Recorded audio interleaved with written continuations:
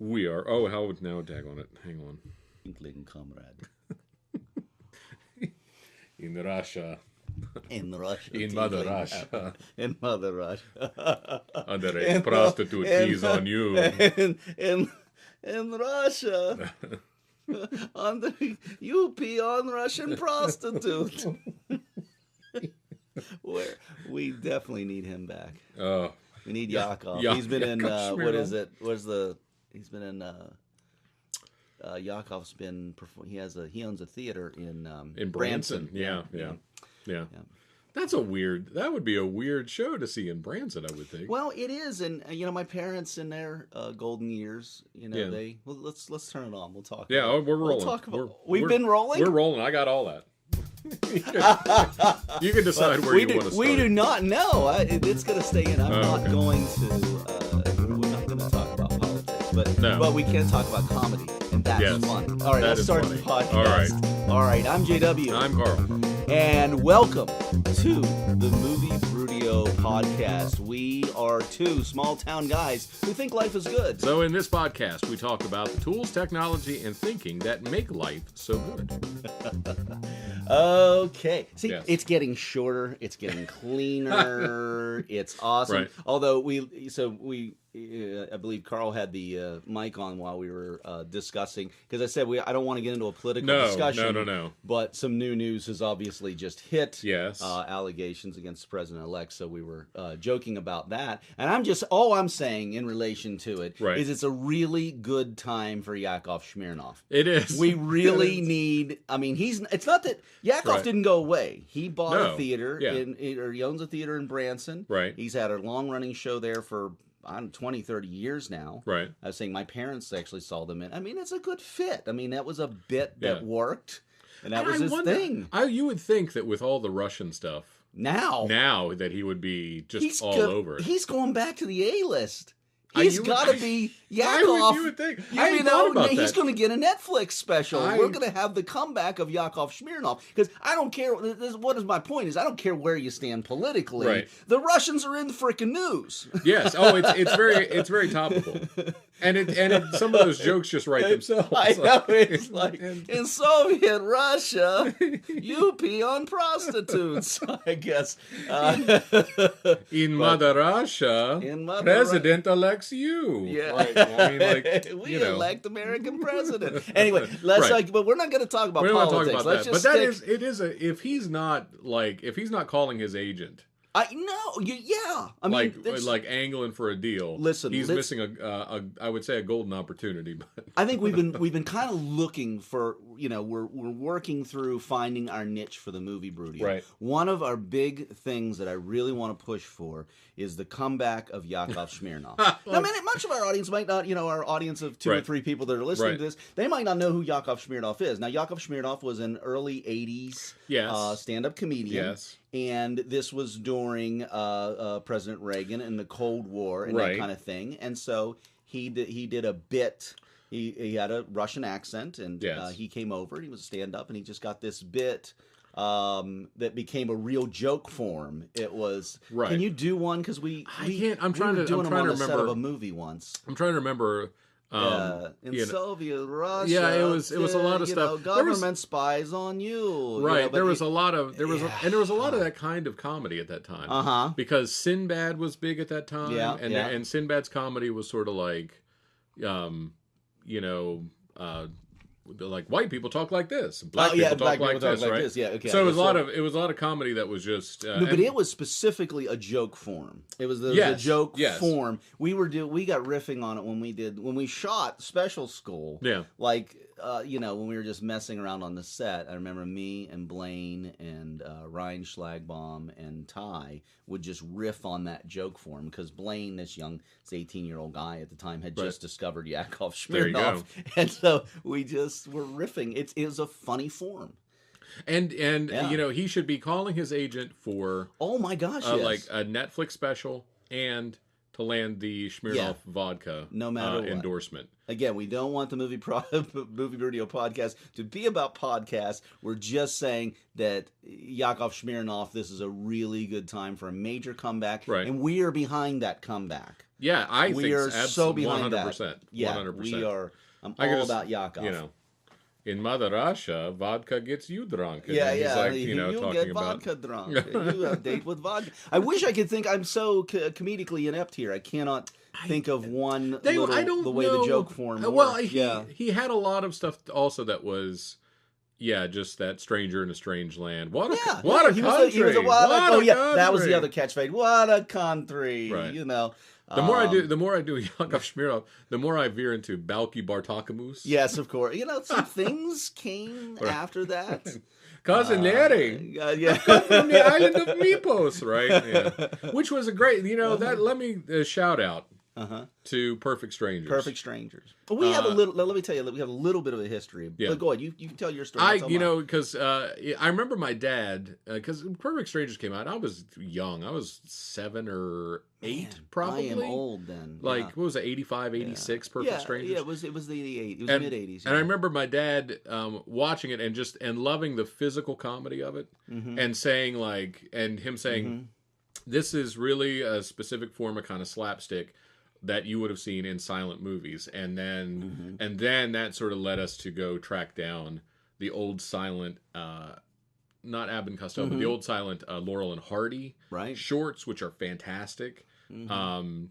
Buster Keaton and Harold Lloyd and there's nothing Charlie wrong Chaplin. with a good sitcom that kind of did that. But before that, I think it sort of came on the heels also of Mork and Mindy. Yeah, because you had that the foreigner here that was trying to assimilate and did everything different, and it was so funny. Right. Yeah. So it was kind of that mentality that led to that. Yeah, and it was I don't know how well it's aged. I haven't watched it in a long time, so I don't know how well it holds up now. But I remember it. I really loved it I remember it by the early '90s. It had really sort of run out of steam in the way that sitcoms always did at that time. But Mark Lindbaker, he had originally he did My Favorite Year, which was his big break on the scene. Wonderful, wonderful film if you've never seen My Favorite Year. And then Bronson Pinchot, famously, before he had done Beverly Hills Cop, he was the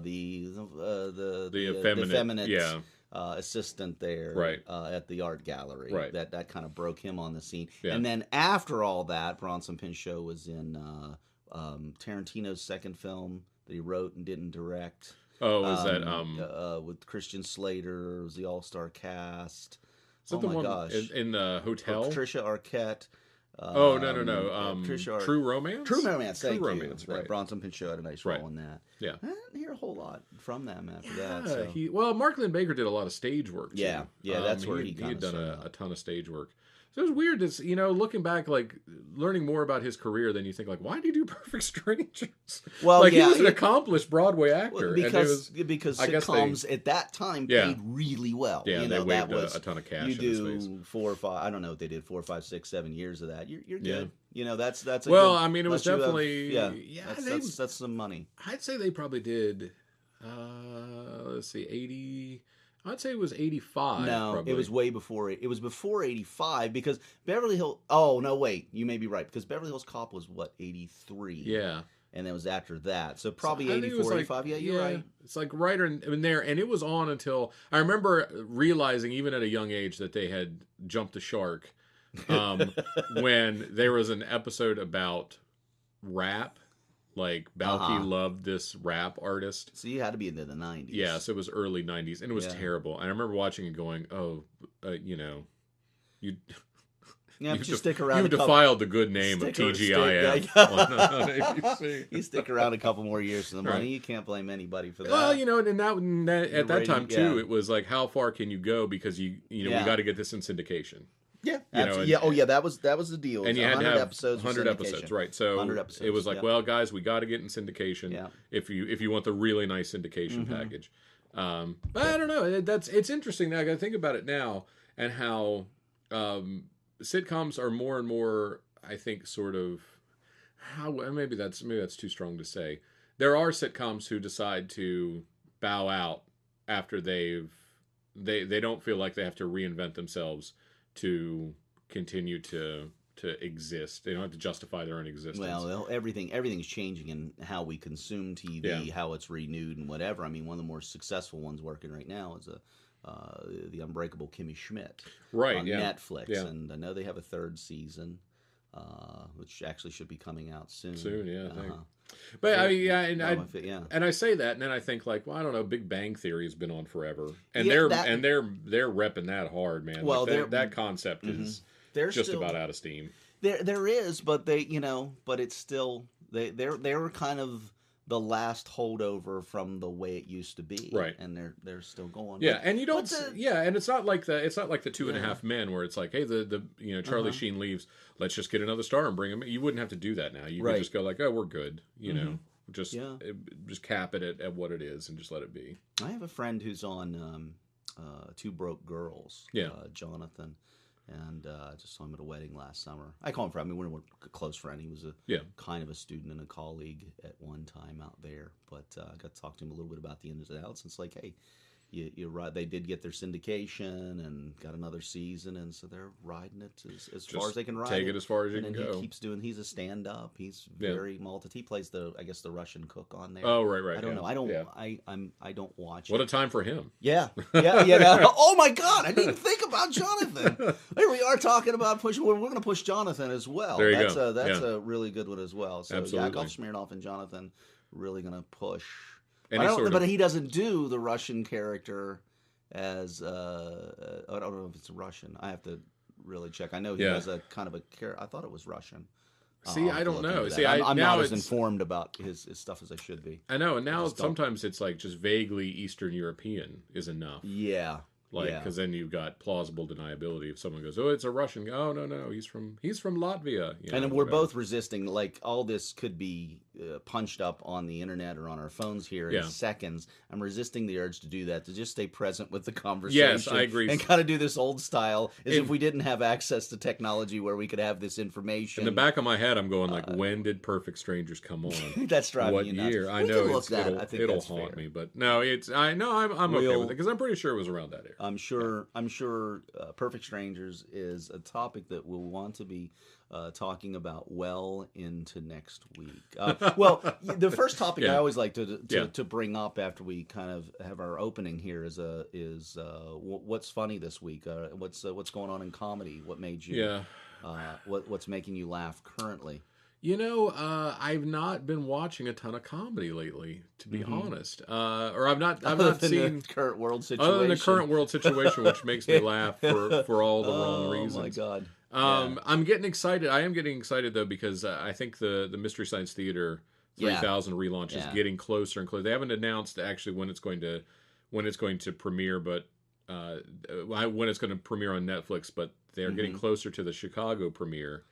And I don't know if they've announced a date for that, but it's going to be sometime in February. And so February, March, I think it'll be new episodes of Mystery Science Theater, which is it's my favorite show. It's the show that probably informed. It hit me at the perfect time. I was probably 12 or 13 when I first saw that. Yeah, probably 12.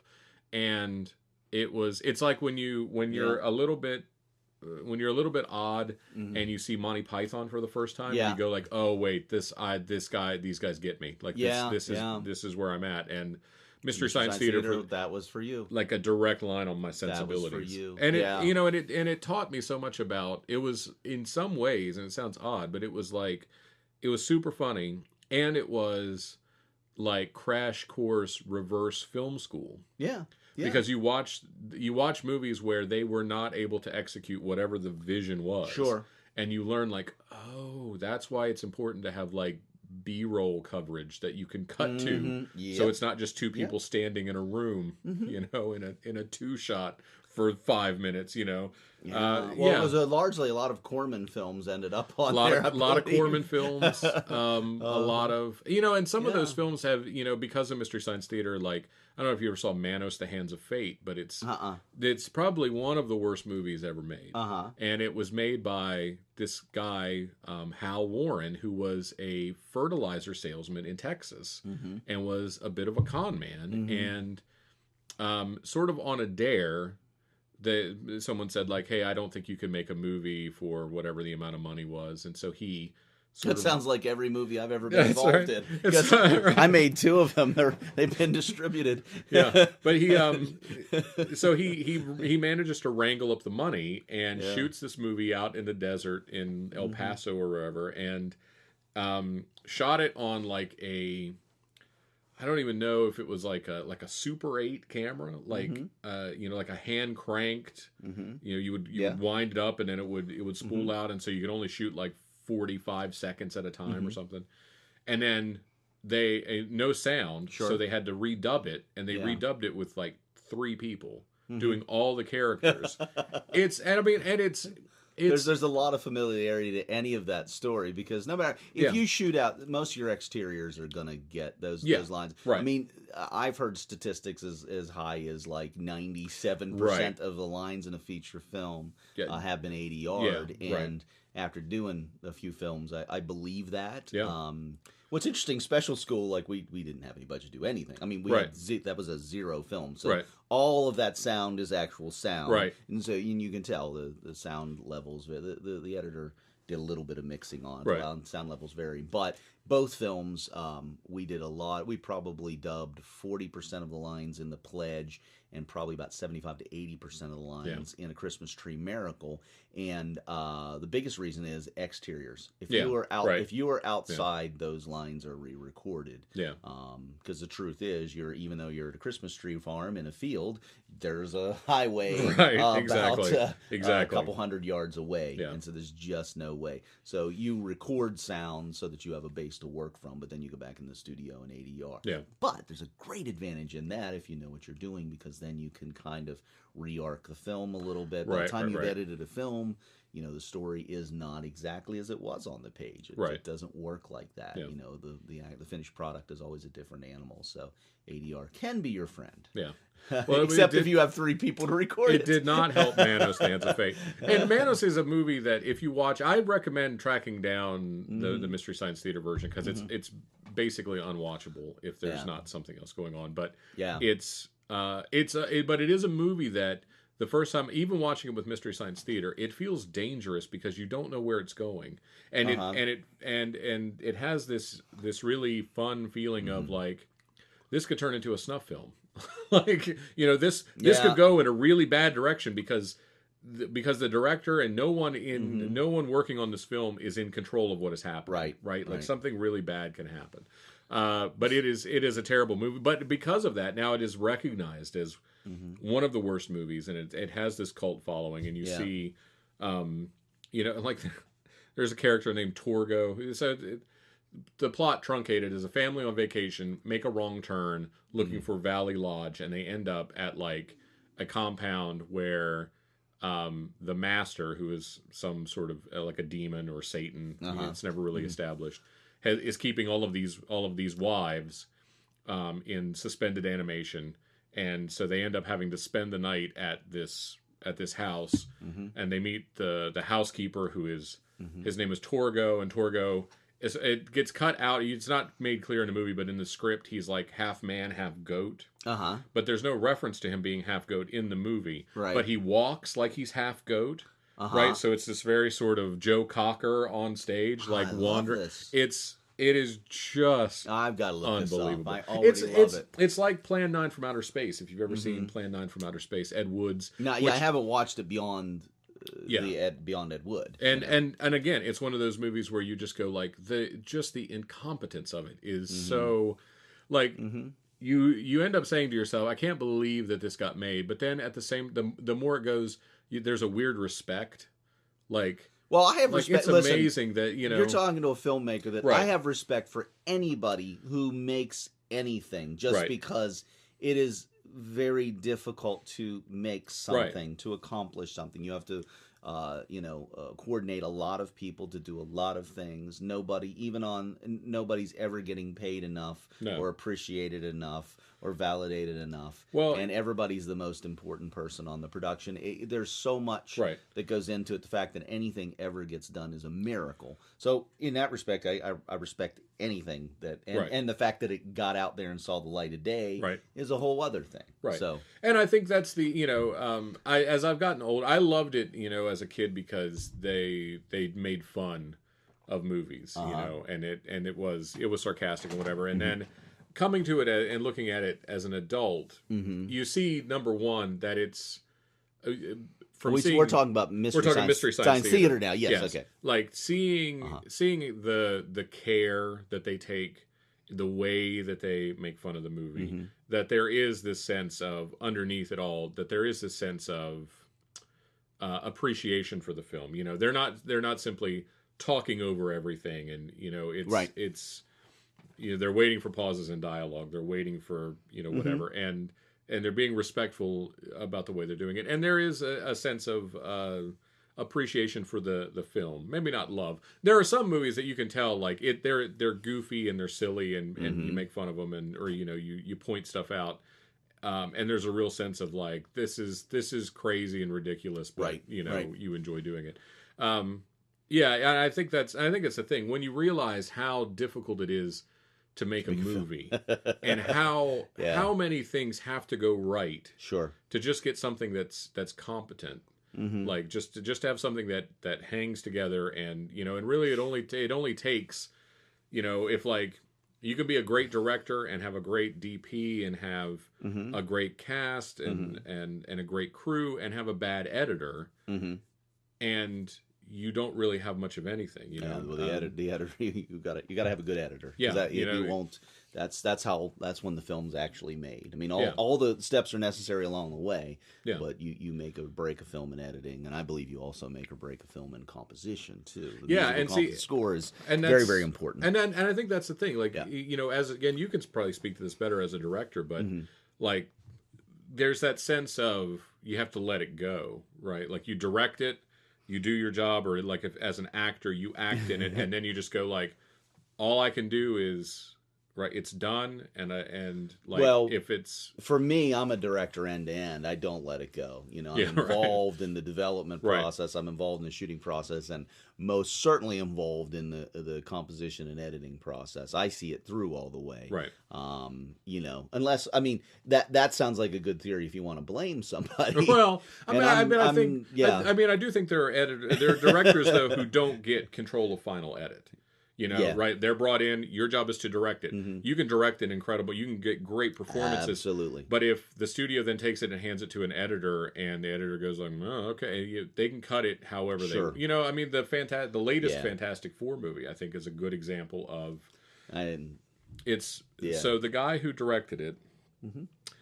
Like before, there were rumblings that like they were having to do reshoots and it was really sort of struggling, and there were clashes between the studio and the director. And like the day before, like Thursday before the movie came out, the director's like, "There is a great version of this film that you're never going to see because he didn't have the ability to edit it." And there are a lot of theories that flew around as to what it was. Sure. It could also be someone trying to. Trying to cover his butt a little bit because it didn't turn out the way. And I don't know. I haven't seen any version of it. But it was interesting. It's not a good movie. I mean, it's not. But it's very strange because the trailers are completely different from the trailers. Look interesting, and you go like, I think with that kind of money, when you're swimming in that kind of money, though, you shoot. You shot 10 movies. You just got to decide which one you're going to put out there. You got plenty of footage. But I think that's a Suicide Squad thing too, where first trailer came out and they said like, "Oh, this looks interesting." This is kind of dark and whatever. And the second trailer comes out and it's cut to Bohemian Rhapsody, and you're like, "That looks great. That's a great movie." And I think Warner Brothers went, "Well, that's not the movie we have." But that's not what we have here because this is. We may need to do some reshoots. Yeah. And it's okay. I mean, Suicide Squad's okay, but you can see the seams where there are two very different movies kind of pushed together. But by the way, we are talking about comedy, and you know what I thought was really funny was the Capuchin Monkey joke from last night. Thank you. Karl showed up at my improv class last night at QCP Improv at down in Cumberland, and some real fun was had there. Yeah, it was a really good time. I haven't done anything even remotely approaching improv in a long time, so I was very nervous. I didn't know if I would be able to Really, you were? I thought you seemed very comfortable. It was very funny. Yeah, I mean, I always feel like if I can talk. If I just keep talking, something will come up. Well, there's that, and then, but there's also the sharing the stage and stuff. Yeah. But it I don't know. I thought it was all really funny. It was a good mix. Small mix last night. Weather worked against us, so we had sort of a freeze warning, I think, that kept many people home last night. But who was there did a great job, and we laughed pretty hard. And I mean, it's something I really enjoy doing it. I always think about I read about John Candy when he was doing Second City before SCTV, before he became a star, and they said John Candy was great at you could put him in a scene where someone was just taking, and just go, and then when they would run out of steam, John Candy had the ability to just be in the scene and work with another actor, and then find those moments where the other person's done taking, where he could do something really funny. Yeah, you have a patience that's kind of similar to that. Yeah, I've always thought about that. I've always thought about that in acting as well. That half of acting is reacting, and half of it's all reacting. Like you have to be right. Like I'd call it 100%. Yeah, like it's just connection and listening. Yeah, and you have to be there. You have to be present. You have to, whether you're doing scripted work or whatever. Yeah. So, but no, it was a blast. I had a lot of fun. Yeah, it's fun. I have really high hopes with what we can do with this little group. It's a funny group. Mark was there. Yeah, Vicky was there. Denise was there. We kept Emma from the kids' class was there as well. So we'll be there again next Tuesday night. But anyway, that made me laugh. There was a Capuchin monkey joke that, and then Eddie Deason put something on about Capuchin monkeys on his Facebook page, and I forwarded it to everybody. Yeah. Okay, cool. So that's what made us laugh. What's new at the Brewdio?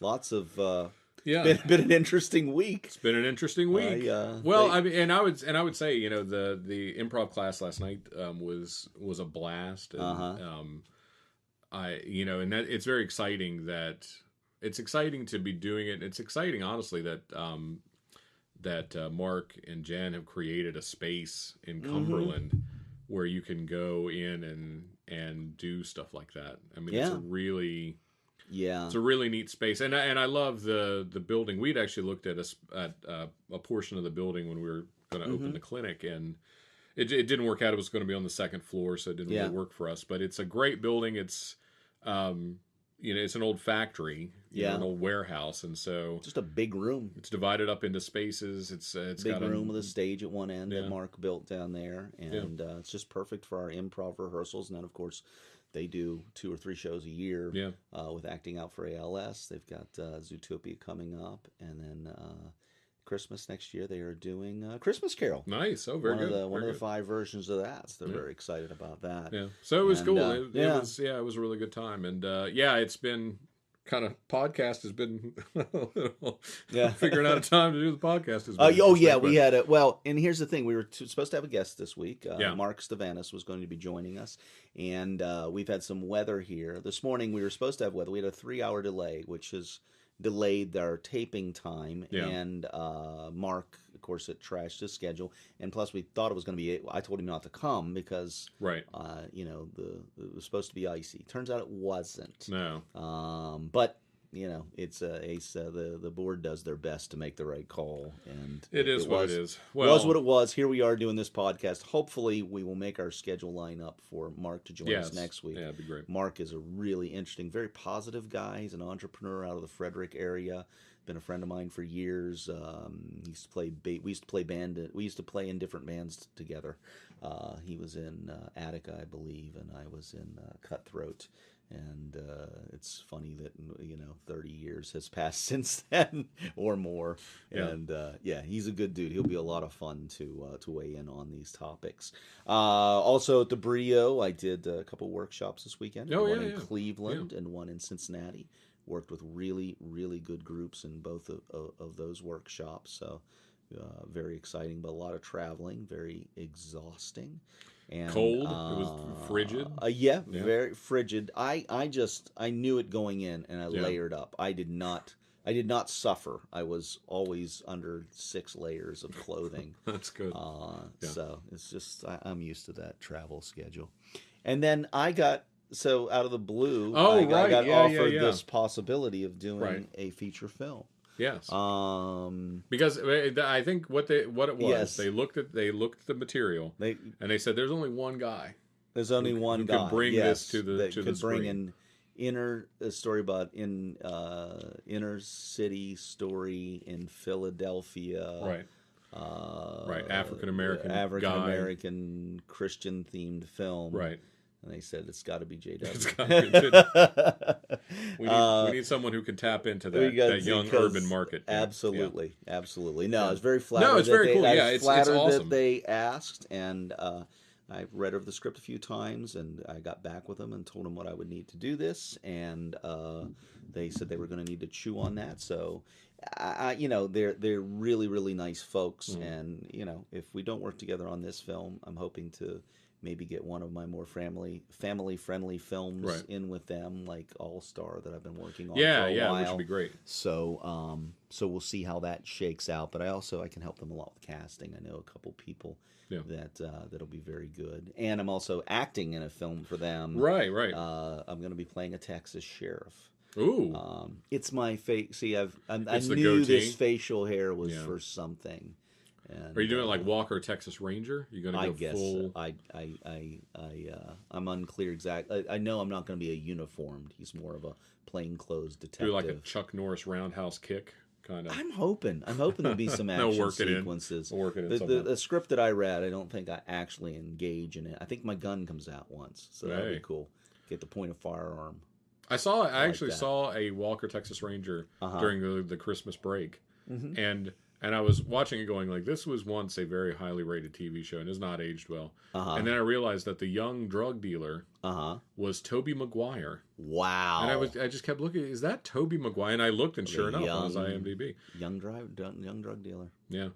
So I always loved Tobey Maguire. I loved his version of Spider-Man, but he did some really good films. That Cider House Rules was really good. Yeah. He was in Pleasantville was fantastic. Yeah. But I liked his Spider-Man, like that fit for me. Yeah, he was. It was good. I'm excited about the new Spider-Man too. Well, trailer looks good. Yeah. I like the contrast in age. They seem to have gotten all that right. They're not retelling his origin story, which I'm fully in favor of. Yeah, like I don't need to see it again. Everyone is familiar at this point. But no, Tobey Maguire was really. Wasn't he in what am I missing? The ice. What was that movie? Yeah, that one. Is that a David Mamet? Did he write that? The Ice House or the Ice? Yeah, that's an Ice House, Ice Castle, Ice something. Again, technology is right here with us. We could look. I'm resisting the urge. I don't want to, because I know a lot of podcasts do that. Let's just punch that up and look at it. I'm trying to resist the ice storm. The ice storm. The ice storm. I knew it would come to me eventually. So it was based on a play. I didn't know it was Mamet, but it could be. Maybe Mamet. For some reason, stuck in my. I didn't think this is going to be the greatest podcast ever, because we're just kind of going. Answer. Was that 1980? Was that David Mamet? Yeah, but see, that's the thing is like this podcast gives you no easy answers. You have to go get your answer yourself. Right. You fire up your own Google or get in the comments and tell us the answers to our questions that we're posing. Yes, be sure to show your to work. Our millions of people that are listening. That's right. Please get involved, get proactive, and answer the questions that these two old guys can't come up with the answer to. Was it David Mamet? No one will ever know. No one will ever know until they read the comments section. Yeah. Speaking of comments section, one of the actors in Special School, a guy by the name of Scott Summit, created first put Special School on IMDb. Oh. And now has created a Facebook Special School page. Oh, awesome. So this is a film that we did in 2010. And I've been cutting it into chapters. We're now up to chapter 7. Yeah. Chapter 8 will be out in the next couple of days. And I don't know. I think it's funny. I think it's funny. I mean, it's It was. Did you watch Did you see? I didn't see the last one. I didn't see chapter 7. I'll have to watch that. These are the parts I really like, because I thought that the characters we created. I mean, yes, I love to listen to myself monologue forever, but even I get tiresome to myself. Right. So what I like is these other very engaging characters that come along that we get to meet. And in chapter 7, we meet Rhoda Kronbaugh plays Tammy, the lunch lady.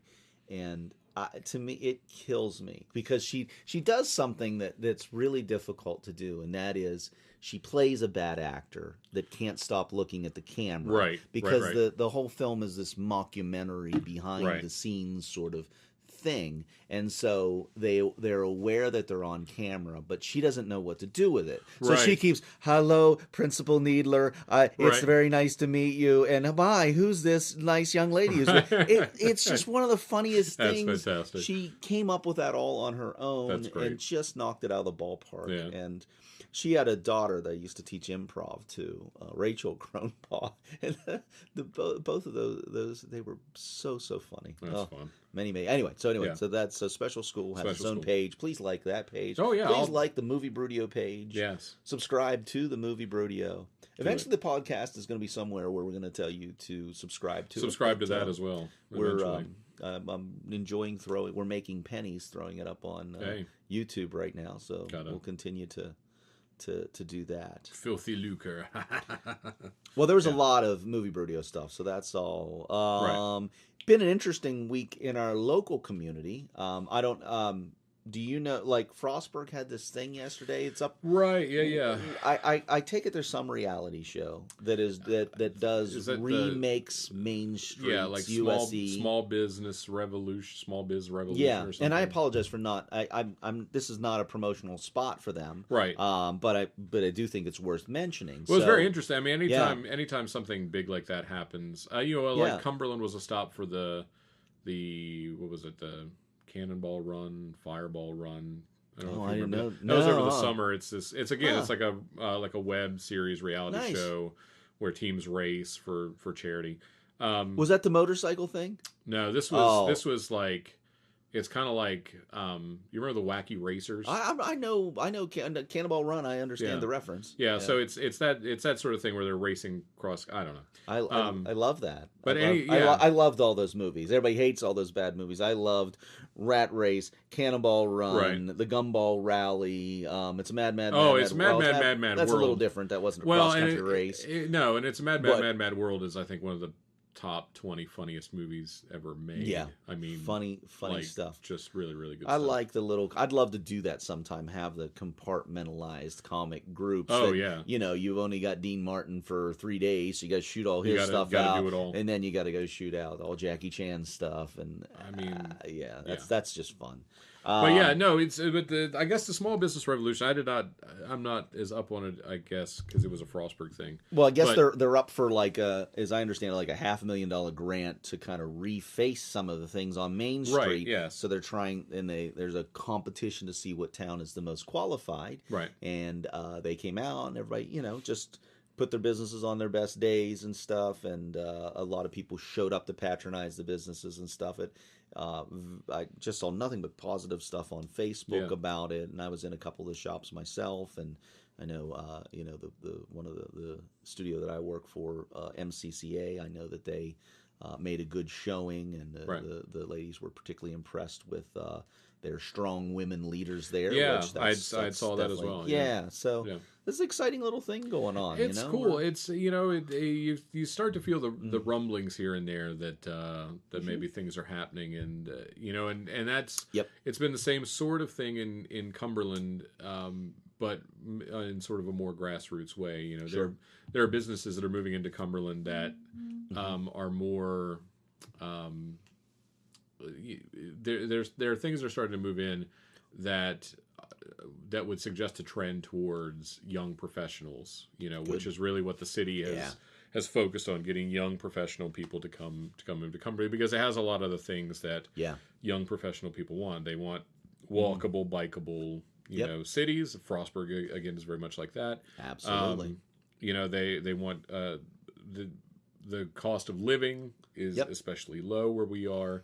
There's outdoor recreation, entertainment. There's a lot of different things. There's no reason this couldn't be a tech hub that San Francisco is. I mean, it's all connected. There's no logic. That's why I say we can build entertainment here. There's no reason for it not to be here. No reason for technology not to be here. So that's that. But we're all on the same page about that. What Are you listening to anything this week? What are you listening to? What I went back and actually found, I don't know that it's I found them on YouTube, but it's this thing called StoryCorps. I don't know if you've heard of it. I don't think I know StoryCorps. It's like a nonprofit. They have buses outfitted with like mobile recording studios.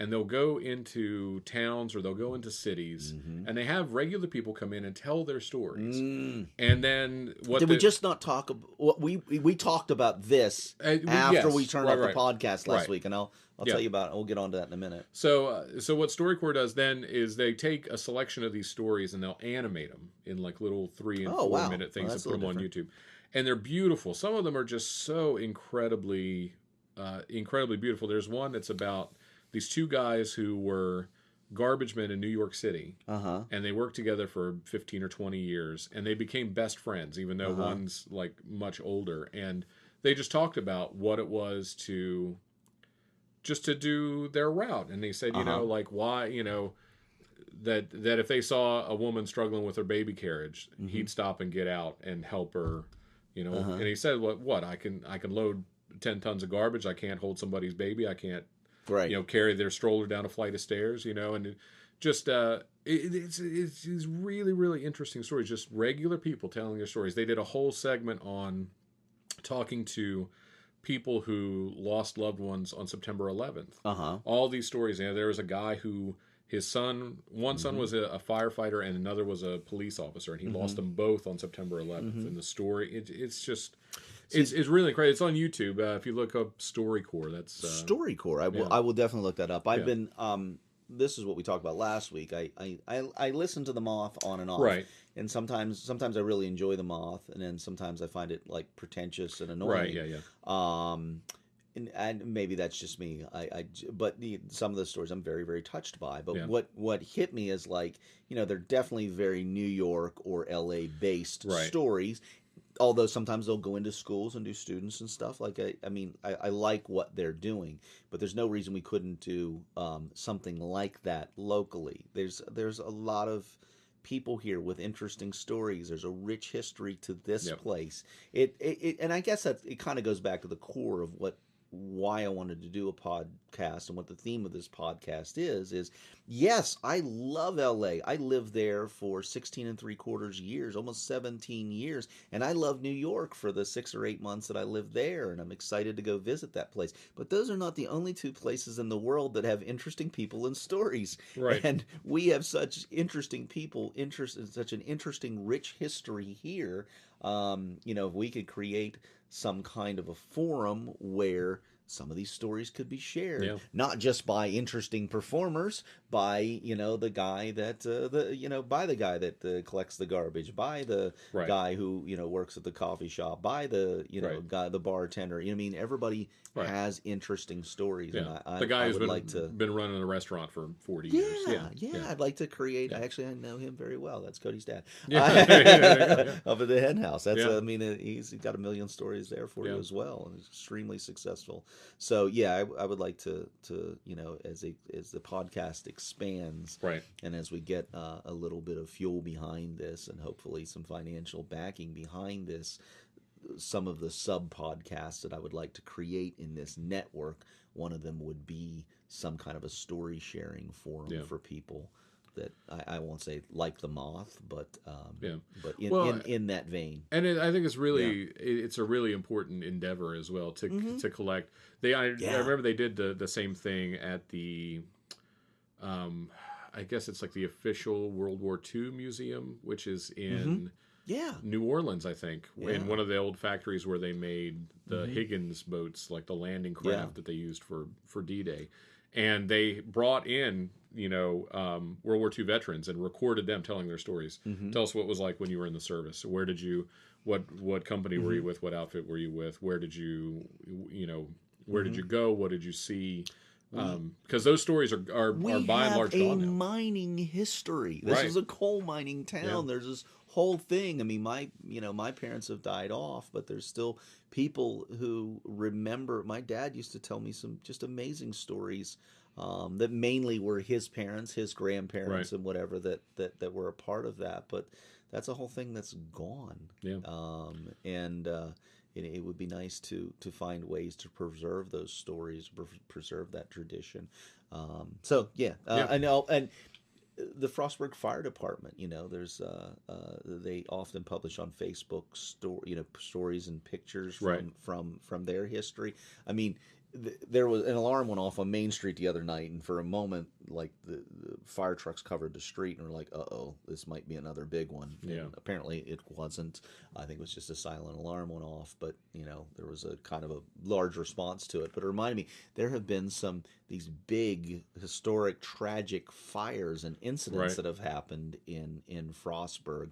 I mean, it would be beyond just the newspaper stories. I have memories as a child of when the Big Stoops restaurant fire was, and the tractor trailer lost its brakes coming down Main Street, went into the restaurant. That we lost some lives that day, but there's some pretty compelling stories around all that. So that would be some neat stuff to share. Yeah. Anyway, so what have you been listening to? Let's see. What have I been listening to? I've been all over the place with podcasts. Got back into my Tim Ferriss. Been listening to a lot of Tim Ferriss this week, kind of catching up on everything I did. I've listened to James Hetfield on 3 different podcasts now. James he was Hetfield very good was on Rogan. Yeah, I heard him on Rogan. I think that was the most fitting for his personality, and it went on for 2.5 hours. Yeah. Rogan does a longer form podcast, and then he was on the Nerdist. Him and Kirk Hammett were on the Nerdist, and then just James just did Marin. Mm-hmm. Marin's usually my favorite, but I'm going to give the edge to Rogan this time around. Right, it was really good. Well, they talk about beekeeping and hunting and just what really. And his whole the whole segment on him getting sober. Yeah. Really interesting, like to hear that perspective of, just everything he went through, and I mean, I guess in some ways it's kind of a typical, my wife kicked me out, I had to get straight, but sure, but yeah, just to hear a guy that you think of as that you think of as a big rock and roll guy talking about, failings and feeling vulnerable and all that. So yeah, it's really, really interesting stuff. And I talked I mentioned last week the Boss on Marin. I've listened to a little bit of Springsteen this week. Right. I'm definitely more receptive to it. I can't say I'm right, like a fan or whatever. Full fledged. Yeah. My Queens of the Stone Age albums came out again this week. I've just never gotten over the 2013 album Like Clockwork. That's just like, that album calms me. It takes me to a place, and it's sad and it's sweet and it's awesome. And I don't know, it just holds a place in my life that I am in. and that's what I listen to. Queens of the Stone Age, Like Clockwork. I ended up going back and listening to Public Enemy. Public Enemies. It Takes a Nation of Millions to Hold Us Back, which is a great album. That's a good one. That's the first album. I like the next album. Fear of a Black Planet. Fear of a Black Planet is fantastic. Album, and the third album had a couple good hits on it. Oh yeah. It was the one with going to Arizona or getting back to Arizona. Right. What was it? Chuck D just has such a legendary voice, and the contrast of him and Flavor and Soul Soldier, Sister Soldier, like Terminator X. Yeah, on the ones and twos. It was these different voices, and I loved that. Yeah, Public Enemy. Just the way that they said early on that their goal was to destroy music. Yeah, was just to tear it down. And when you think about, I was trying to think about stuff in its historical context. When you come from early rap that was Run DMC, which was very. I'm this, he's that, this and that, and and Curtis Blow and a lot of those early, Grandmaster Flash or whatever, and then you get to Public Enemy, and it's sample on top of sample on top of sample and little bits, and they would change it, and it's Chuck D, and he's angry, like he is, and he's angry, but it's like. It's the righteous anger of someone telling you, like... I didn't... See, I never felt... I felt it was inclusive. I felt part of it. And, I'm a small-town white guy. I'm probably the guy that he's yelling at. Right. But I didn't... I had moved from here to... I was living in Los Angeles at that time, and I had a lot of friends in that community, and that we would listen to that a lot. That was one of my early introductions to rap music, and I mostly don't care for rap music. Right. But I did like Public Enemy. I did like the Ice Cube solo albums that came after NWA. Yeah. So there's pieces of it I really like, but Public Enemy was kind of the main one. They were just something special. When you turn, like, if I'm listening to Fight the Power or Night of the Living Bassheads, which is just a Fight the song. Power from the movie from Radio Raheem. Oh yeah, Do the Right Thing. Who just passed a few months ago? Radio Raheem. And that brutal Game of Thrones 2016 that we had. That was What's that? Oh yeah. You know, every conceivable person that was just. Oh my goodness! Yeah, Radio Raheem. I always watched him over the years because after Radio Raheem, he never played anything like that again. No. He was always the FBI investigator, cop. Yeah. Sometimes the corrupt investigator, but he was in Sister Act. You know, like he was always the kind of a white. He became a white collar kind of actor. After Radio Raheem. I love guys like that. I love guys like those character guys, and you see that can cover the whole spectrum the way that he did. And you see, and you go, oh, it's that guy. Yeah. I remember we always joke growing up because my mom loves, and to this day I can call her and say, what was the name of that guy who was in that movie? And she can tell me who it was. Especially old movies. She grew up watching Westerns and war movies and whatever. And we always loved Ward Bond, who was this old character actor. And he showed up in a ton of Westerns and war movies and stuff. And it got to be a joke. We would turn on a movie and we would like take bets as to whether Ward Bond was in it. Like he was in a ton of John Wayne movies, you know, and he was just a guy on a horse sometimes. That's funny. He had 10 lines in the movie, but we would always look for Ward Bond. Yeah. Well, we've kind of segged into this already a little bit, but what are you watching? Are you wanted anything?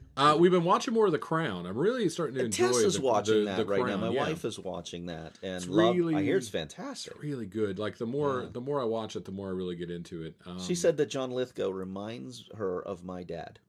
Really? He's just the way he is in the movie. I don't know if that's as he is so good as Churchill. He really is. And just the whole cast. I mean, it's so well done. The production values are really just top notch, and it's not. I gotta watch it. Yeah, I mean, it's not normally my kind of thing. It's interesting. I don't typically buy into that stuff because I feel like some of that stuff is. I've never been like a keeping up with the Kardashians. I don't like stuff where it's like, look at rich and famous. I don't people respect. Tess has always been into like the royal family, the royals, all that kind of stuff. Right. And here's something. Here's where I was not. Like money and power in that sense. I was not brought up with like a sense that someone with more money or someone that was a king or whatever was any better than me. Like I was not brought up that way. And it really, it has only been in the last 10 years where I've started to go, oh, so one should try to accumulate money. Right. You know, and I'm only half joking when I say that. Because I'm right there with you. Yeah. Wired that way. Yeah. I'm not very much, wired. very much. And so when anybody has that, well, you should respect them because they have money. I'm like, well, why would my estimation of, and I'll say Donald Trump, but it's not just Donald Trump. Anybody that has money. And I've met, and part of that comes from I've met wealthy people and dealt with wealthy people, and I found them charming and nice and kind. Like I didn't, and I have found some of them to be snooty and terrible and awful. But more I've found to not be that way than that way. But the fact that they had money or privilege or whatever just never entered into my evaluation of them. It has only, like I said, seriously been in the last 10 years when I've started looking at the world and going, oh, I see where I fall, and I never had anything. I feel this. I feel the same way because I feel that sense of there. I have a real natural aversion to it. I think. Oh, I'm poor. What? Right. Holy crap! I am poor. Here I thought that kindness right. and intelligence had some value in the world, but turns out I should have just been rich. It's something, honestly, I've really been struggling with it over the past couple months. Yeah. I saw an address that Cornel West, I don't know if you know Cornel West, he did an address to the Universalist Unitarian gathering, convention, whatever, in 2015, and one of the main themes of it was like maintaining integrity in an age of mendacity, when it's just as easy to lie and manipulate. How do you have integrity, and what happens? How does integrity respond to oppression? And it's really, well, it's and I watched it and I was thinking, this is kind of what I'm struggling with. I had a moment yesterday where this is just an example. And I'm not saying this to, maybe I am saying it to toot my own horn. Yeah. I don't mean to be saying it to toot my own horn, but I took Lemon to go pick up the kids, and I always park in the lot that's far away so she can have a little walk. And she stopped to take a dump, and I didn't have a poop bag with me. Right. And I was like, I looked around, see if anybody was looking, and I'm like, okay, well, I'm going to have to come back for that. Right. So I went to school, got the kids, forgot to ask them at the school for a plastic bag, walked all the way back. We're getting in the car, getting in a lot, and I was like, I forgot to get that bag for the kid. Now the kids, I hadn't even told the kids at this point that Lemon had left, her, that had pooped over there. People do it all the time. I know. I'm not, but I got in the car and I said, this is not me. Right. And I also said, I can teach my kids something here. Whether, I can teach my kids something about who I am, too. Right. And so I said, hang on. And I grabbed that. And it actually wasn't even that I was teaching kids. It's just like, that's not who I am. Right. I cannot let my dog poop and not clean up after them. Right. I can't do that. So I went back and I used a couple napkins from the car, picked it up, threw it in the garbage can, took my kids home, never talked about it anymore. But it's like, I don't know. I felt that was a moment of who I am. And again, I'm not trying to make myself sound better, but it's one of those that I don't know. No, I mean, do you clean up dog poop when nobody's looking? Oh, I mean, you have to. Well, you're an animal guy, too. Well, but and I think it's part of my theory that when you live in a city, if you decide to live in a city, you sign the social contract. Yes, that says that living in the city, basic respect. You pick up trash. If you find trash in your yard, if you find trash in front of your house, or you're walking down the street and you see it, you pick it up and you throw it away. Not because you left it, but because one day you might leave it and someone else will have to pick it up. There is a large, and I'll go to an example that happened to me 20 years ago. I used to, sometimes when I'd have a day off in California, I would go to Santa Barbara just because I liked Santa Barbara. I liked how clean and nice it was. I liked the restaurants. I liked the beer. I liked to go and have a day in that atmosphere. I was walking around. I was following a couple of younger people, I'd say early 20s. And I watched them pull out a piece of chewing gum, put the chewing gum, and just throw the wrapper on the ground. And it very intentionally just throw the wrapper on the ground in this beautiful place. And I picked it up and threw it away, but I was just like, how? Right. Like, this is just someone who is brought up this way. Right. But it's, you live in a city, so you don't honk at people when they're trying to parallel park. Because one day you're going to have to parallel park. Yeah. And you don't want people to honk at you. It's a very simple, you pick up dog poop, and if you find other dog, you pick it up, because someday it might be you. Tess and I talk about this all the time. Is the people who operate as if the world is, as if there's not a world going on. Right. It's like the person at the front of the line who takes, I don't know. Do I want a scone, or do I want to? What is the breakfast special today? Right. Exactly. There's nothing wrong with asking. Are the eggs organic? Nothing wrong with that. Right. But maybe you could step aside and look at the menu for a second and let the next person in line go while you make a decision. Right. It's just, or if you know ahead of time. Yeah. Like, you walk into places and Like if you have a really specific diet, or you need to know, you're going to have to ask a lot of questions. But there's no awareness of the fact that there's 10 people standing behind them. Then you should just know, like, I'm going to have to ask a lot of questions here. I'm going to have to, it's the same thing. You're at the supermarket and you've got a cart full of stuff. Your buggy is full, and there's someone behind you that has 3 items. Yep. You turn to them and say, "Do you want to go in front of me? Because this is going to take a long time." Yep. And it doesn't, because it's not going to take the 10 seconds it's going to take him to check out or take her to check out. Is not going to put you that far behind. Yep. There's a whole thing. There's a Simon Sinek thing on that. Yep.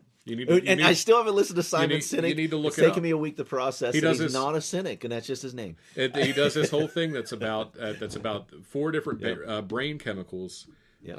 So there's adrenaline, dopamine, serotonin, and oxytocin. And so, like, adrenaline, I think it's adrenaline and dopamine are selfish in that you can produce them yourself. Like, everyone knows really what adrenaline does, but dopamine is the thing that it's the reward center of your brain. And so, like, when you make a task list, stuff that you need to do, and you finish something and you cross it off, you get a little hit of dopamine, right?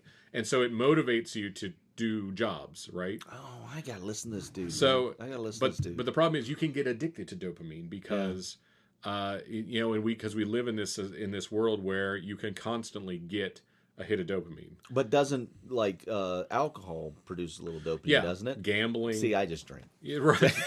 So, but then he talks about serotonin, and serotonin is the chemical that makes you feel proud, that gives you a sense of accomplishment. But, like, when you see your kids do something, and like you see your kids graduate and get their diploma, they feel proud because they've done it. And you watching them get it gives you a hit of serotonin. Right. You helping someone on the street, like someone dumps something and you help them pick it up. The person you're helping gets a shot of serotonin. You get a shot of serotonin. But if somebody sees you do it, they also get a shot of serotonin. Right? Like, it's this chemical that... Oh, I like this. So kindness has a... I'm fascinated with... This is one thing I wanted to make this podcast about, and I've had challenges with just trying to say, because I don't want to be, everybody should be kind to one another. It's not the world we live in, but kindness does fascinate me as and my thing about kindness is that I think kindness should be rewarded. I don't think kindness should be given away. So this kind of goes to that theory. Yes, well, and there's a multiplier effect in that. And then when it comes to oxytocin is the chemical that forms really close bonds. It's what forms the bonds with parents and children. It's when, like, deep trust forms, and it's what helps you to really cement relationships. And, like, what happens is oxytocin and serotonin work together to keep you from getting addicted to dopamine, right? So it's just really interesting. It's just really interesting. Okay, Simon, you gotta watch it. I'm gonna do it this week. I think it's called. Gonna do it. Because I did the things this weekend. I think it's called "Why Leaders Eat Last." I think. Okay. And it's like is it a TED Talk? No, it's a 99 something.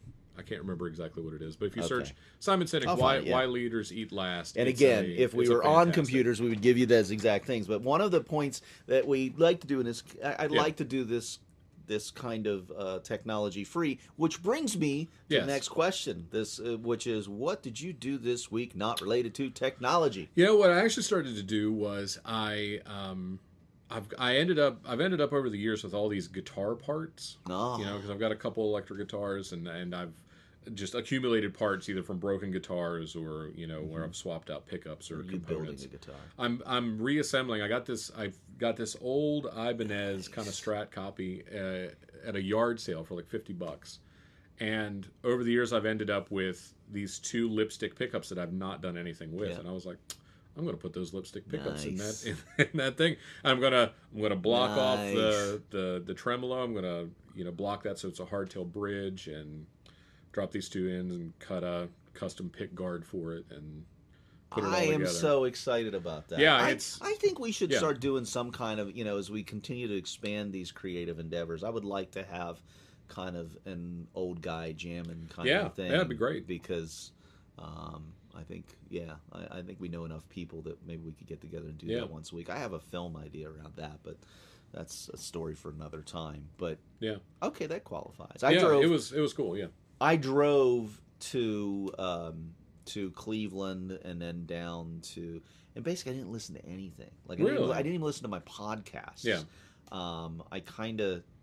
I needed some thinking time. I'd just gotten that offer of the film, and there's not a whole lot of budget behind that film, but it's a film that's actually being made. So I had to kind of go, all right, what do you actually need? Where, how does this weigh out in your life? All that kind of stuff. Yeah. So I really needed some thinking time, and I did so much driving, and we had a long conversation on the phone. So that I guess that was technology. Yeah, but I used driving time for something other than listening to podcasts or whatever. I kind of had long contemplation over some heavy issues, and I find that that was interesting. The times where I've really needed that sort of time to think or to process or to just to mull over ideas, I find driving is the best.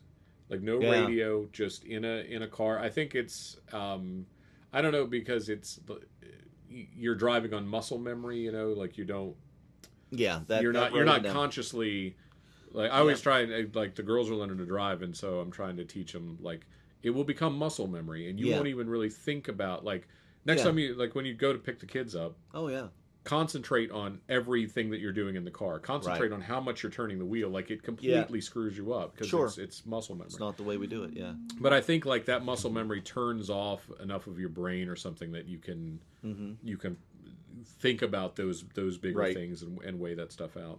There's a Louis C.K. bit about that where he's not necessarily driving around in silence, but he was talking about driving and hearing a Bruce Springsteen song, and well, it starts off, he won't let his daughter have a cell phone. Right.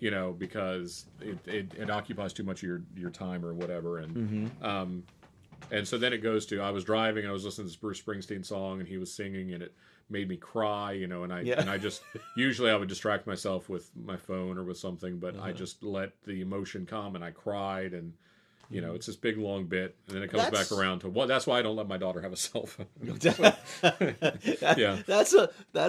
a whole thing too. Yeah. I did not cry on this trip, but I will sometimes do that. Yeah. Sometimes I'll process through some emotions, let go of things. I mean, this is a real transitional time. We've gotten into a new year. I'm determined to make a few films this year, and then a couple of days in, one got offered to me. Right. I still don't know whether I'm going to do that film or not, but I had to clearly ask for what I wanted to do that, to make that happen. So clearly there's some energy kind of going in the right direction. Yeah, yeah. So that was kind of what it was about too, is like kind of setting. We talked about this. I don't do resolutions, but I do kind of reset my intentions and what am I doing here, and where have we been, where are we going, and I really feel like we're moving into a new era. So I feel like that too. Tracy have had those conversations about, because we kind of wrapped up. We came to Western Maryland for to do a really specific thing, and and we've completed that, and now we're in this sort of limbo of like, well, what's next? What do we do from here? What's next? Make some movies, dude. Yeah, let's do some improv and movies, and we got a podcast. We do have a podcast. The other thing I would say that I have been watching, I rewatch it periodically, is an old BBC show called The Day the Universe Changed. I don't know. It's in the top 10 of my favorite shows ever. It's 10 episodes.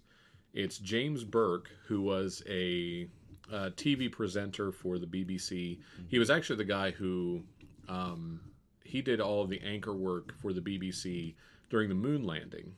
And so, he had a lot of notoriety, from his work at the BBC, and he did a series called Connections on the BBC, which was starting with one thing like a paperclip and going to a ballistic missile through.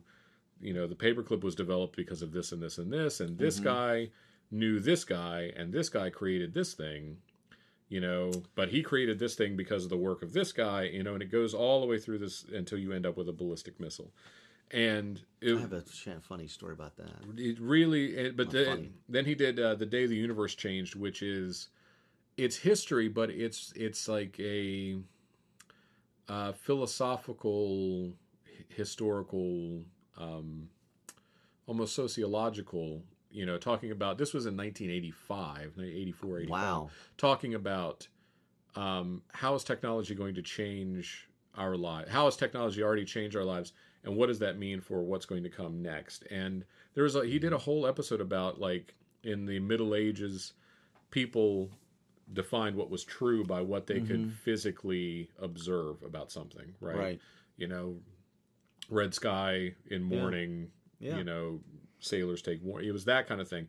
But then it moved to something that was different, something that was provable, like that was a fact. But if you change the underpinnings, like as your understanding of physics changed, or as you think about Pluto was a planet for a long time, and then they went, no, it's not a planet. Like, and you go like, but what do you mean? But Pluto is a planet. No, it's not, because of this and this and this, right? So something that was observable, touchable, feelable is now an abstract concept. And what does that mean if the underpinnings of what truth is can change? Well, now here we are in this. You're talking about something in 1985. Here we are in an age where this is, and politics aside, because I don't really care what side you stand on. Right. But now, what information are you believing? Our president-elect would have you believe the only information you can believe is what comes out of his mouth. Right. And he's been proven to state some untruths. Right. And some very unkind things that I've heard him say it. I saw him mock the disabled reporter. And then he says, well, that didn't happen. I didn't make fun of him. Well, we saw that video. I mean, clearly there's no other way to interpret that. You were mocking a disabled reporter. But the other thing that he does is disclaim, places where you might get information, like be that the CIA or the FBI or the press or the last administration or anybody Democratic, that you disclaim the source. So it's like, well, how do we move forward if if all the information has been disclaimed? Then how do we get information? If the source is disclaimed, how would you? Who am I supposed to hear it from? Right, and how objective does truth need to be, and how objective do facts need to be? Yeah, the whole idea of fake news, and that it's relatively easy now to just go like, oh well, I heard that this happened. Well, that's fake news. Yeah. Well, that's exactly all. They're just making all this stuff up. That's the. But but he tried to do that with a disabled reporter. He tried to say, "Well, that didn't happen. I didn't make fun of that report." Yes, you did. We saw the videotape. Right. I've seen it a million times, and that was not manipulated. We saw you do that. Right. So it's crazy. So it's nuts. The Day the Universe Changed, one of my favorite programs. It's really, really hard to find, but if you can find it, it is. It's totally worth it. So that was I'm trying to come up with some little bit different topics. Right. What are you going to do differently this week? What's a new, especially launching on what we just said. Right. So what is different? What are we going to do differently this week?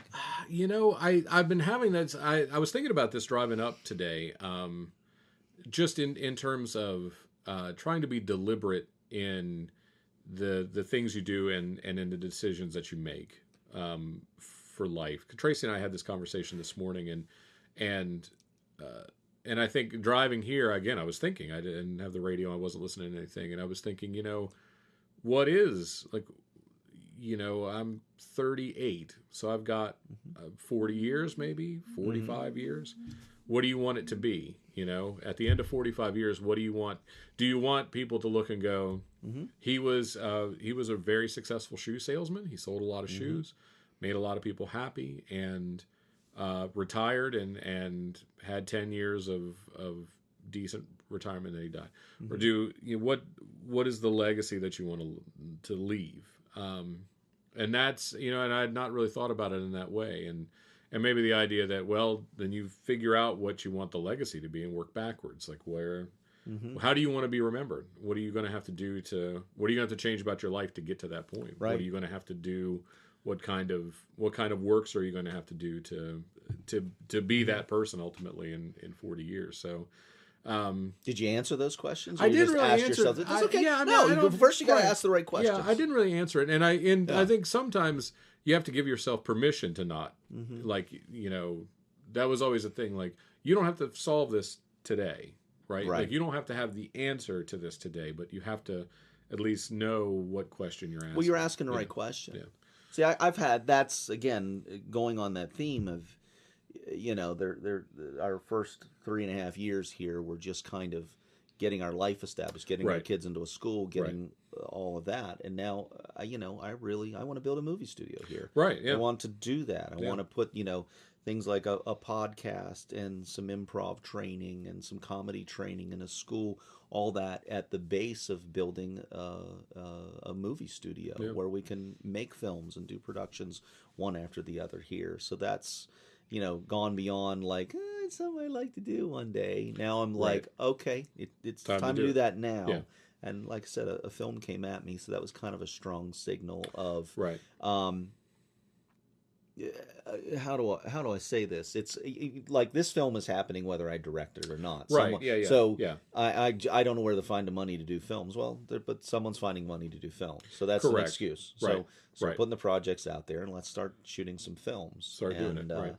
And so that's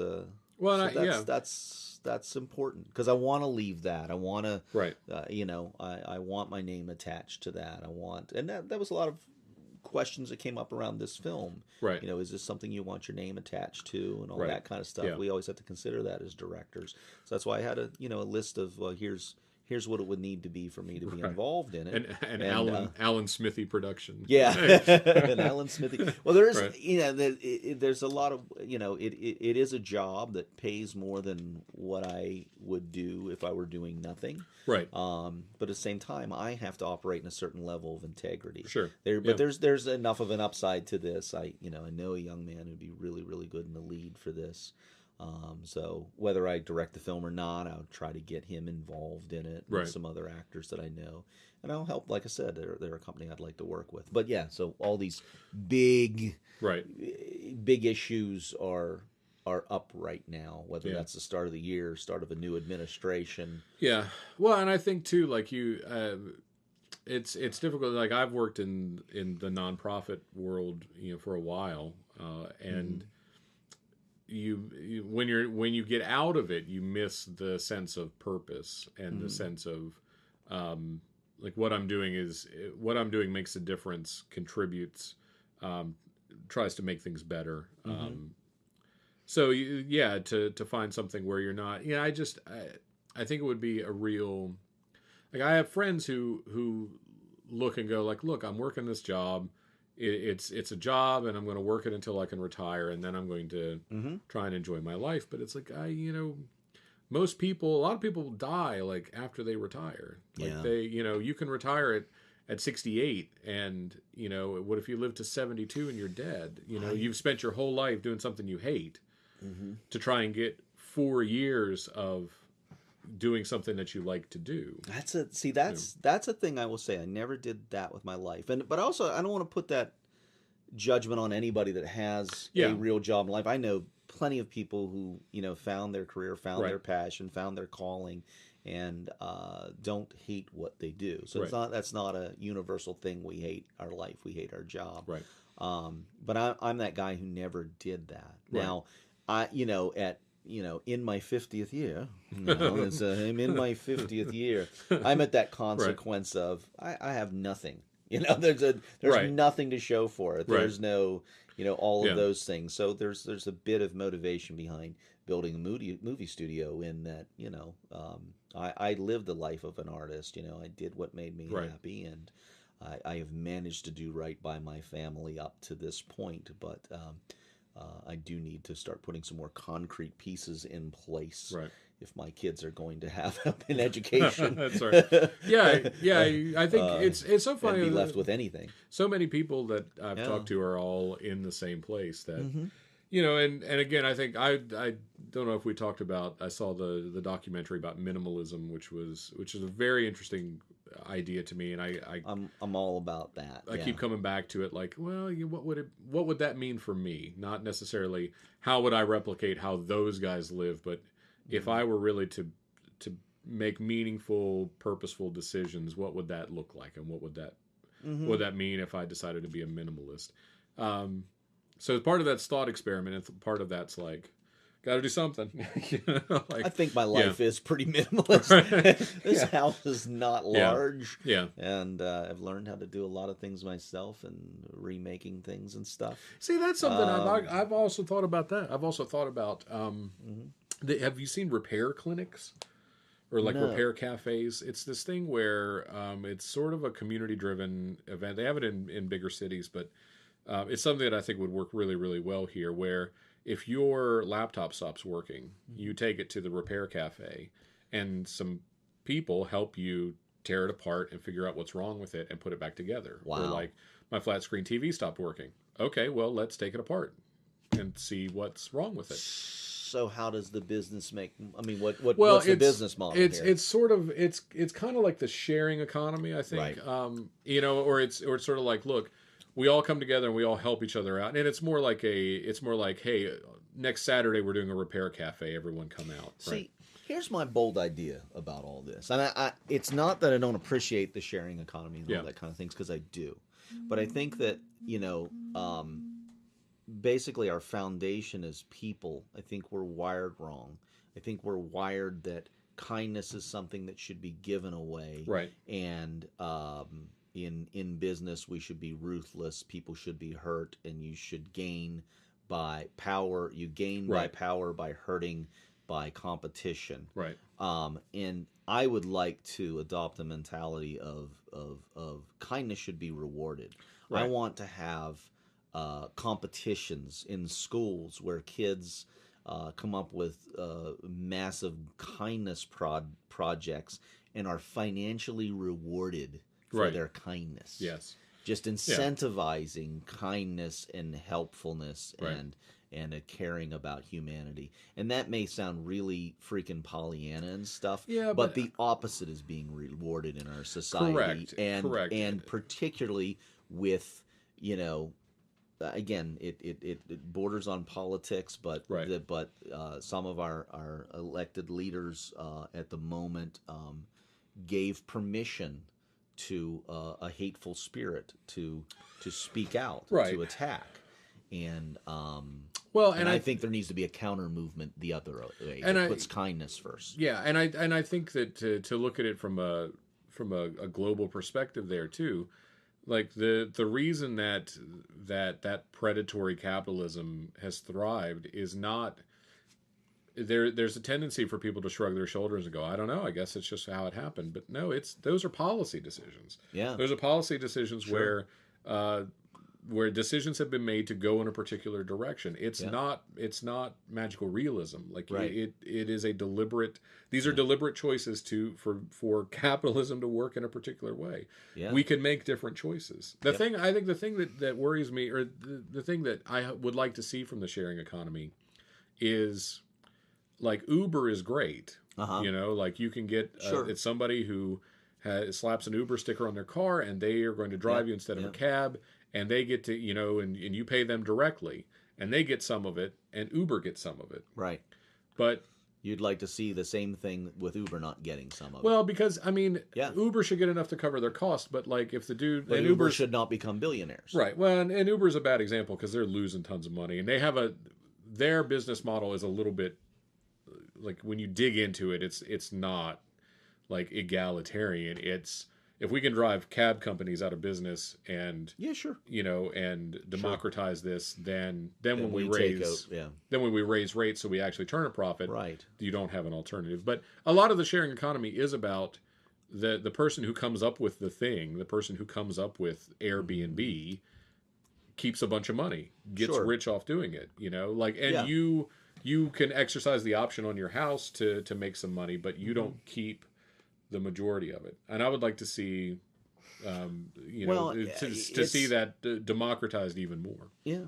Well, that's I put that as one of the principles behind the movie Brewdio. I mean, I want to run a company. I want to have a job. Right.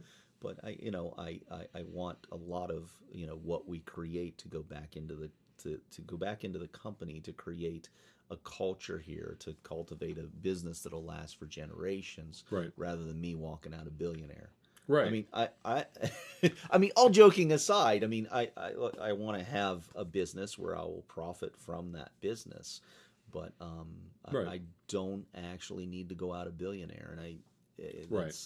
My wife's probably up there not liking me saying that, but well, I think there's I didn't mean that right. about my wife. She's not like that either, but yeah, I mean, I do think we want to make a living, and that's the thing. Again, it's making deliberate decisions and purposeful decisions to say, we need to be able to pay for the things that we want. We need to be able to pay to keep the lights on, and like these are very realistic things that need to be covered. Sure. But at the same time, how much do you need? Because I thought about this driving up. Like, how many yachts can you ski behind? Right. Wasn't that right? Martin to Charlie Sheen in right. Wall Street. Yeah. But how many yachts can you ski behind? Because that's the thing. Like, how much? Because I thought, well, how much money would you need to make you happy? And then I thought, back well, what in is my it? Time they didn't judge a man by the size of his wallet. Remember that where he flips out on him in the elevator?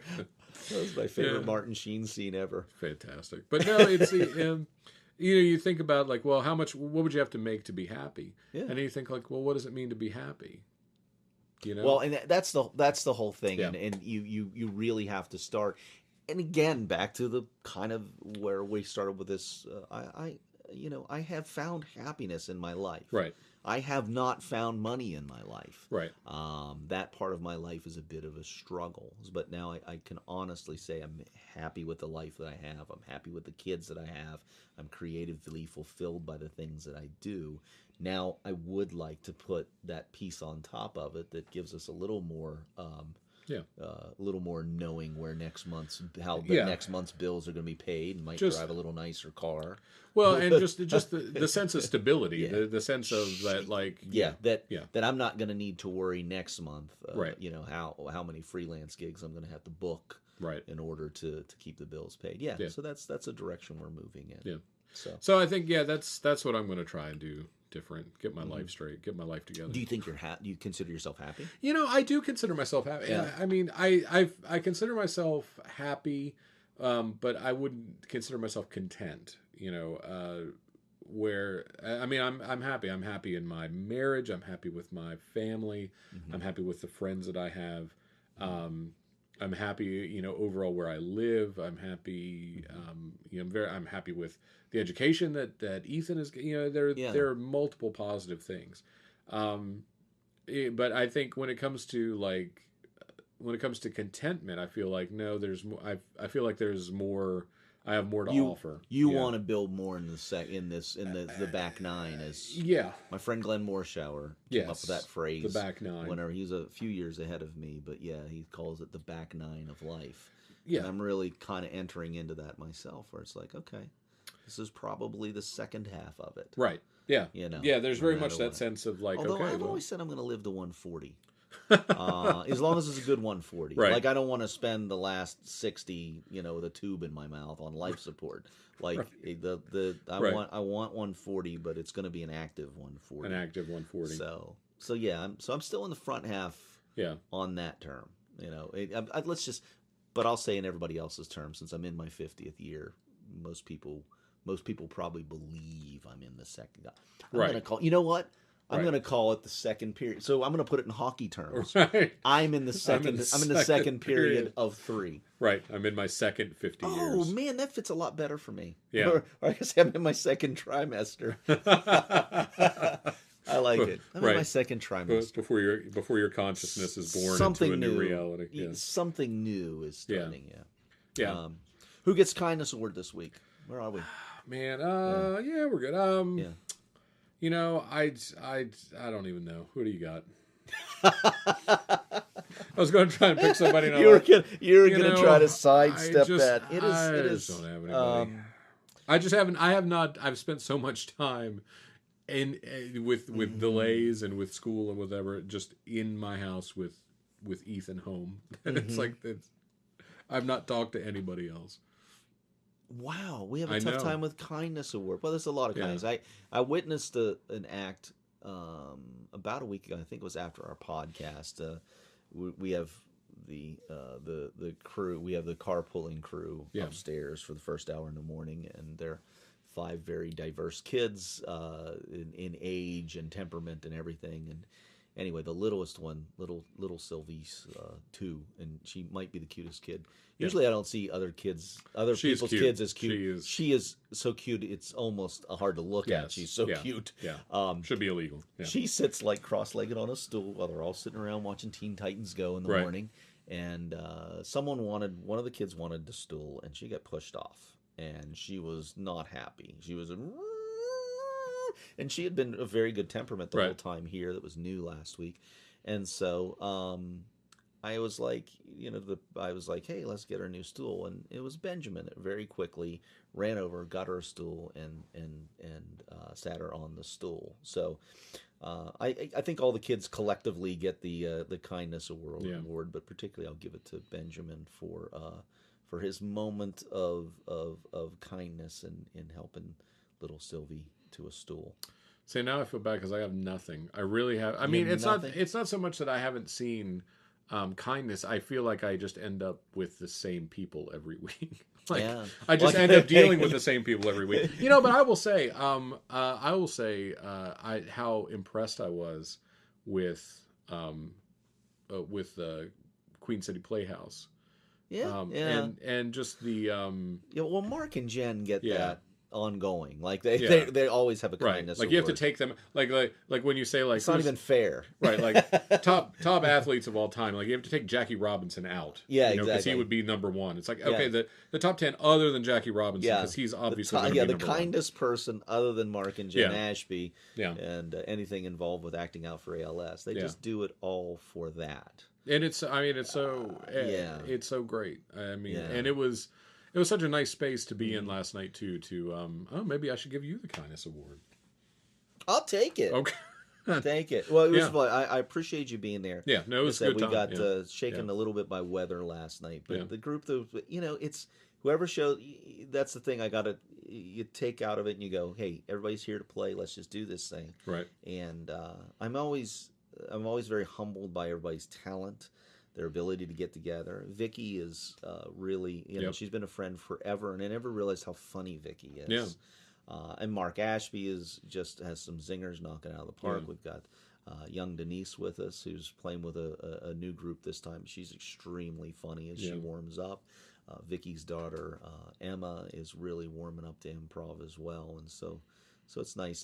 Thank you for mentioning that. But that teaching improv and having a group locally to do it, both the kids group and now an adults group as well, it is my weekly joy. Yeah. Like that is so much. That's when I'm at my bed. That's what I feel like I have to offer the world. Right. Yeah. That's the thing. Yeah. Like I know we all have our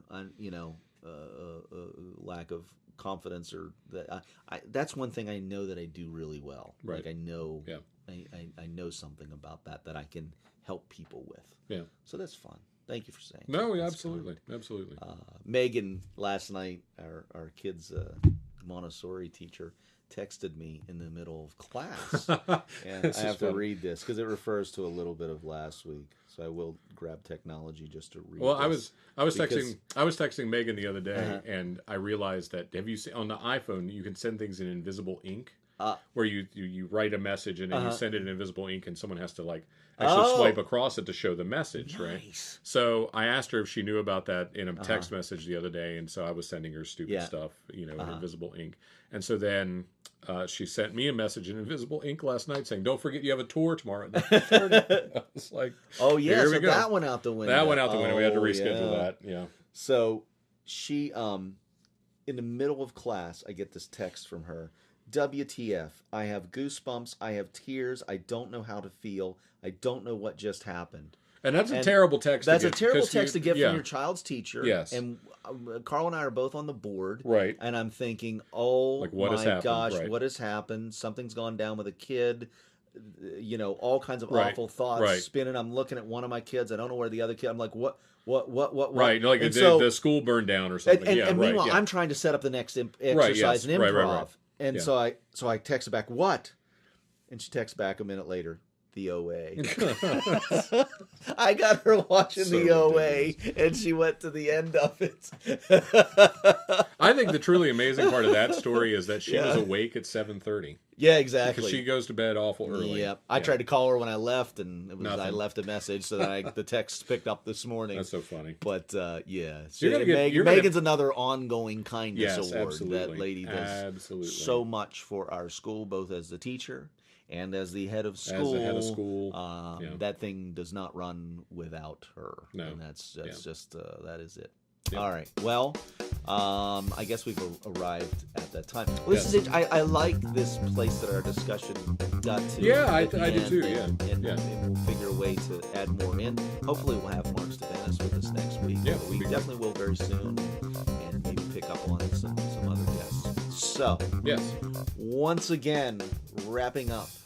I'm JW. I'm Karl.